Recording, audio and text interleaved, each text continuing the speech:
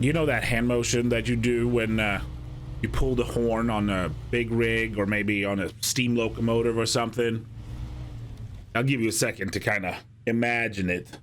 You know, the bent arm, pull the rope that's up in the ceiling and whatnot, and it blows the horn. Well, I'm probably 10, 12 years old. A friend of mine and I think we had watched some movie or something maybe where there was like trucks blowing their horns, and we decided we were gonna go and test it.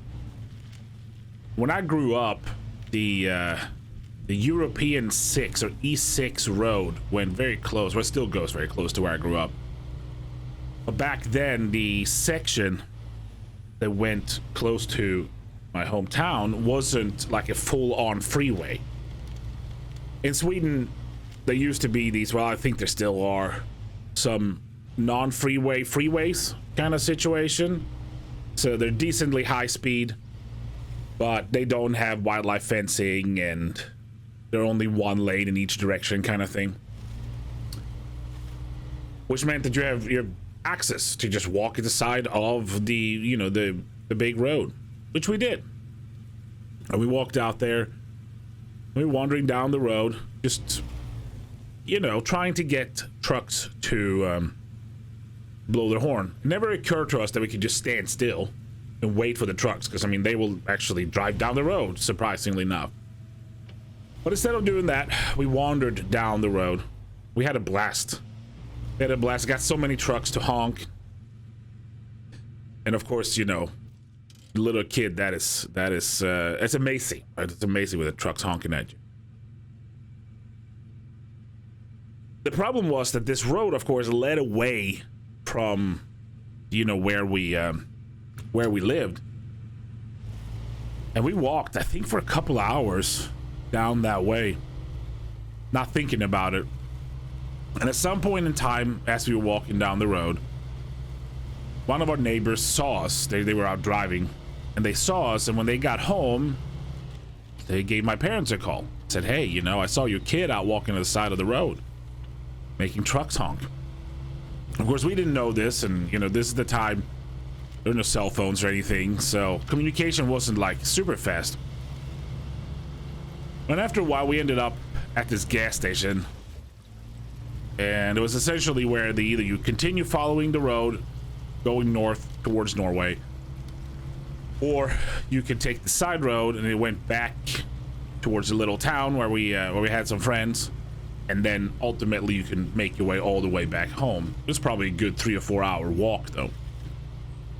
But it was late. It was getting dark-ish. Summertime in Sweden, you know, it doesn't never really get pitch black. You're just getting dusk.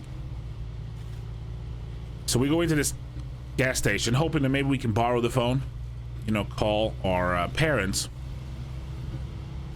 But since this person that's seen us out on the road had already called my dad was already out driving. And he found us at this gas station. And he was not happy. Let me tell you, he was not happy when he found us. So, you know, we pack into the back seat in the car, and he's asking us, you know, and he's unhappy, to say the least, that he's out here, you know, quote unquote, rescuing us. And he keeps asking, you know, like, what are you doing here, blah, blah, you know, and we tell him, hey, you know, we're out here, we're, you know, making the trucks honk and stuff. And he said, oh, that's ridiculous, blah, blah, blah. So the drive continues, keep on driving home. And we maybe been driving for like 5 minutes, and, you know, we're feeling pretty bad. And I wasn't there, you know, I never got spanked and stuff as a kid. But of course, I still would know when my parents were not happy with me, right? There were other punishments that they could exact without resulting to physical violence. So I figured, you know, I'd probably end up being grounded or lose my TV privilege or, you know, something like that.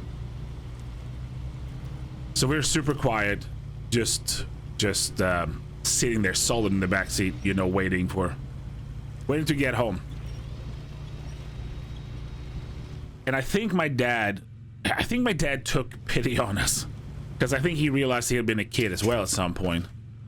And he ended up Like he's looking. I don't know if I remember this as an actual memory, or if this is more one of those times where you think this is what happened because the story has evolved in your head. But I want to say he looked at us in the rearview mirror. He saw these two kids, you know, kind of sad and a little scared about what's going to happen punishment-wise. And he smiled. And the next truck we met out there on the road, he did the pull motion to make the truck honk. And I don't remember if I ever got a punishment for that. I mean, obviously it was something I still remember, you know, because I still have the story. But I don't think I ever got a punishment. So sometimes it's important. Sometimes it is just important to remember where you came from, right? Or what you might have done. I'm sure my dad got into some shit when he was a kid. And I know my kids get into some shit. You do your best. You do your best as a parent to try to raise them. But you also got to remember that you subjected your own poor parents to that kind of stuff. And speaking of trucks, we've had a good time. We've had a good time with Snowrunner. The latest update was the Wisconsin map, and I enjoyed it. We've cleared it now, but I did enjoy it. It was one of those maps that you can approach things in different ways. It wasn't just like you have to drive down this road. You had numerous options on roads to drive, bridges to repair, that sort of thing. Made it fun. Made it fun. Well, anyway, thank you so much for watching, and well, we'll see you on the next one.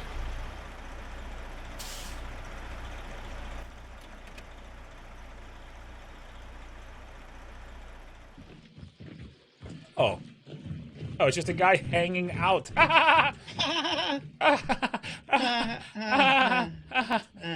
That's not... This is more boring than I thought it would be. Anchor. I can't. Oh my god! I was typing.